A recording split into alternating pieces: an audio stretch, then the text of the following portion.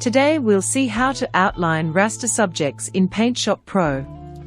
Unfortunately, stroke is not included in PSP layer styles, so it will take us a little more effort compared to Photoshop, for example. The result will not be truly non-destructive, but we'll do it as versatile and reusable as we can. As a matter of fact, vector objects have a stroke property, but besides not being available for raster layers, it's also quite limited. Let me show you quickly what I mean. Here we have a vector text, with black fill and white stroke. Although we can adjust the stroke width in the properties dialog, the wider we make it, the more we lose from the main body. The same thing happens with vector shapes. It's fine for basic outlining, but today we're going for a more flexible sticker effect. About 2 weeks ago, I posted a YouTube short showing the sticker effect on vector objects. You may want to have a look at it. Today we'll use pretty much the same method, but with raster-specific details, and a few more tips for making our final result reusable, so we don't have to create it from scratch every time we need it. In the description of the video, you'll find a download link for the final images, usable in versions X8 to 2021. If you're watching on YouTube, you may also want to enable the auto-generated English subtitles. I always work in the complete workspace, so if your screen looks completely different, you're most likely using a simplified workspace. You can change it from the File menu, under Workspace, Complete. This should also auto-select the Edit tab. Okay, the first thing we should do is to select the subject, this cute little puppy. With vector objects we simply choose selections from Vector Object, to get a nice smooth selection. By the way, if you don't see the marching ants right away, switch to the Pan tool, or any of the selection tools. With raster layers we need to trace the subject ourselves, and unless we do it with the Pen tool, it is highly unlikely to get a smooth selection around the edges. I'll show you a way of smoothing out jagged selections, but for best results you should take your time with the Pen tool. Since our background is quite uniform, I'll just use the Auto Selection tool, with anti-aliasing checked. It does an okay job for the most part, but I'll fine-tune some of the edges.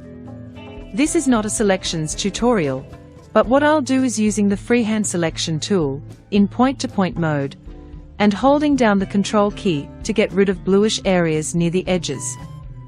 I keep anti-aliasing checked, and I use just a little bit of smoothing, but no feathering.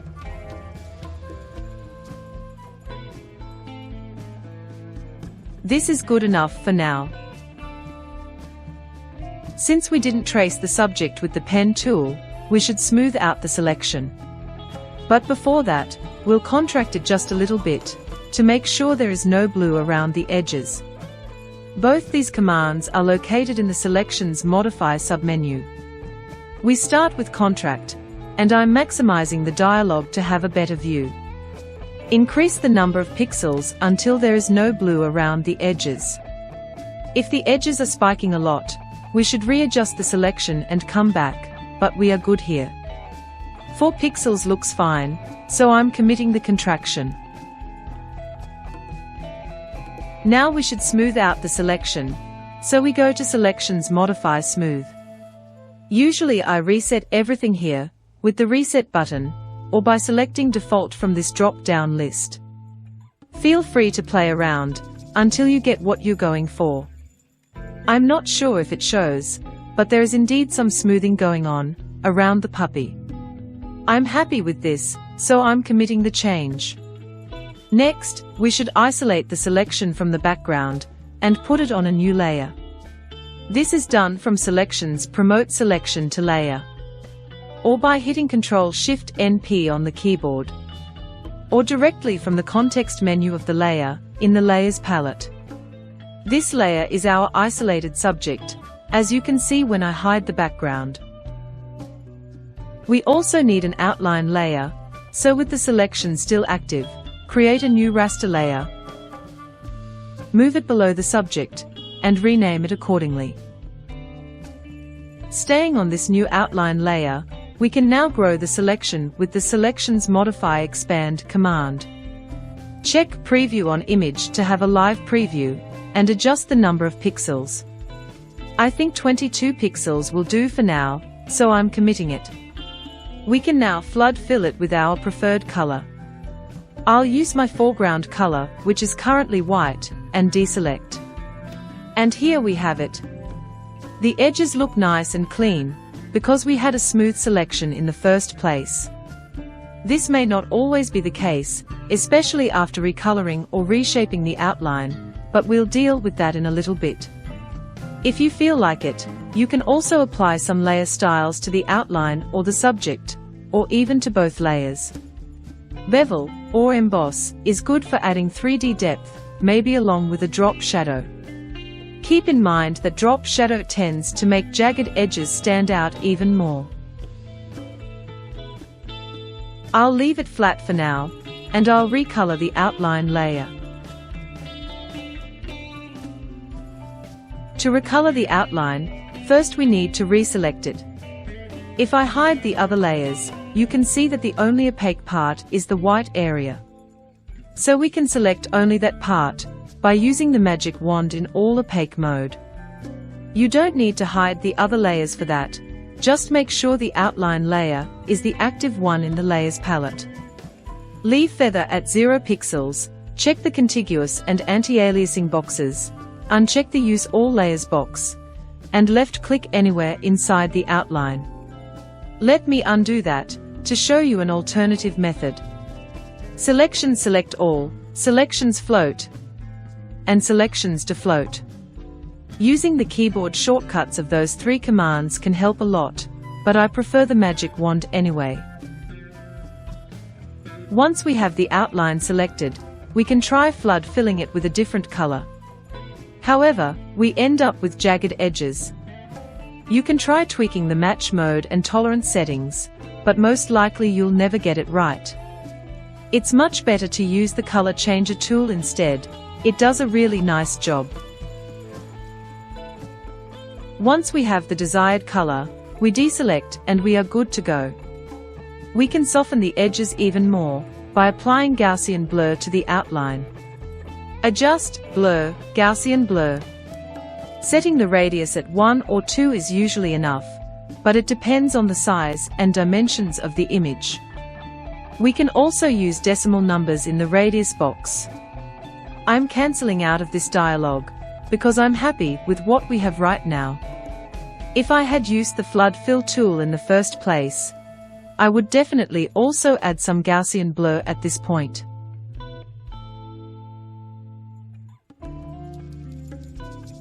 So we're pretty much done with recoloring. Resizing the outline is more challenging, mainly because regardless the method of reselecting it, it's never the same with our very initial selection. Let me quickly show what I mean. Assume we want to make the outline bigger, so first we select it, then we expand it, say by 10 pixels, next we flood fill it with the same color, and deselect it. The edges became more jagged. We can smooth the selection before flood filling it, to get a much better result.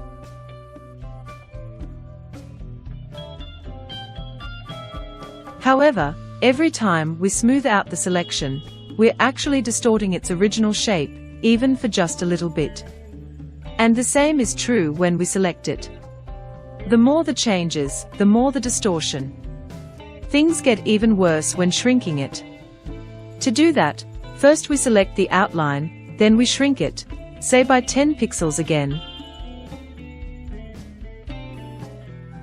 Next we invert it to include everything except the subject. Lastly, we clear the contents of the selection, and we deselect. Once again, the edges are jagged. Yes, we should have smoothed them out, before or after inverting the selection.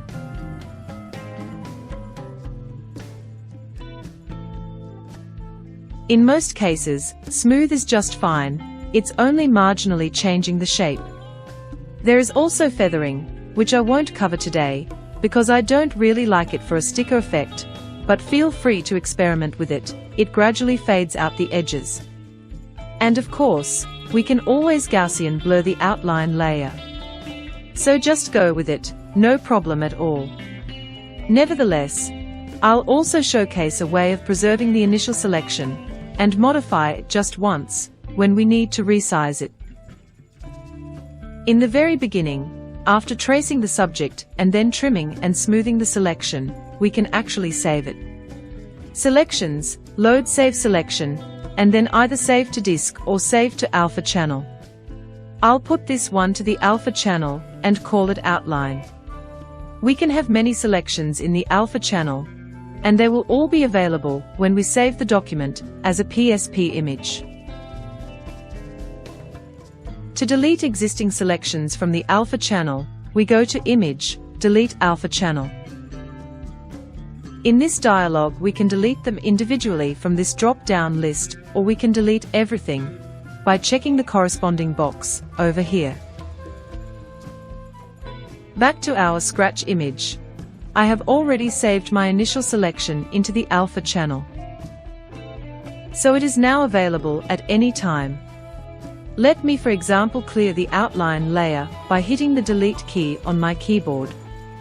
Then I load the selection from the alpha channel by going to Selections, Load Save Selection, Load from Alpha Channel. Next I expand it by 22 pixels. Then I flood fill it with my preferred color, keeping the match mode at none. Lastly, I deselect with Ctrl D. To shrink the outline, I can repeat these steps, but specifying fewer pixels in the Selections Expand dialog, say 10 for example.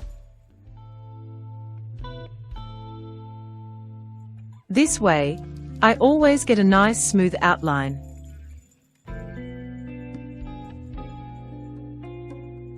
The alpha channel is adjusted automatically after resizing the image,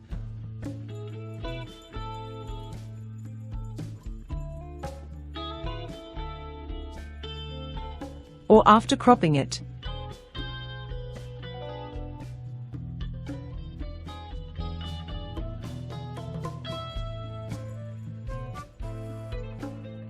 But not after changing the original position.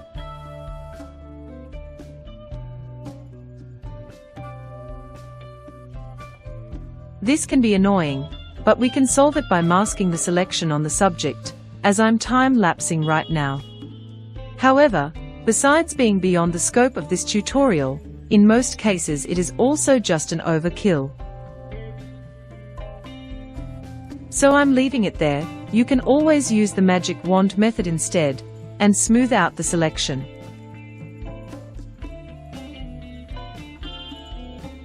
To handle the subject and the outline as one entity, we can group them together. Select them both in the Layers palette by holding down the Control key while clicking on them, and then go to Layers, New Layer Group. Or simply use this little icon down here. I'll call this group Dog. And I can now use the Pick tool to move it around or even transform it. Keep though in mind that once again, the alpha channel does not get updated. The alpha channel refers to the whole image, not to individual layers. In general, you can safely stick to the magic wand and selection smoothing method. I just wanted to show you the alpha channel too, because it can prove handy in some niche cases. With that out of the way, let me undo these transformations and save the document as a PSP image. This will retain all our layer and group information, so we can readjust them for a different project. We are pretty much done, but let's do a quick recap by putting our sticker puppy into a different image, like this refrigerator. Open images appear as tabs, because Tab Documents is enabled in the Windows menu. Uncheck it if you prefer images having their own window in the Workspace. To copy the group, we can grab it with the mouse from the Layers palette, and drag it into the other image. Another way is to copy the group. Then switch to the other image and select Edit Paste as layer. Both these methods also work with single layers. Now that we have the puppy on the fridge, we can switch to the Pick tool and adjust the group to our liking. I definitely want it smaller, and perhaps rotate it a little bit. I also want the outline bigger, so first I activate it in the Layers palette, and then I select it with the Magic tool in all opaque mode. Then, Selections Modify, Expand. By 8 pixels looks just fine. Next, Selections Modify, Smooth. Time to flood fill it, but I want it green this time. OK, done. Deselect, and here we go. By zooming in closer, I think the edges are a little rough, so let's add a tiny bit of Gaussian blur, something like 0.5 radius. Yes, I like it better.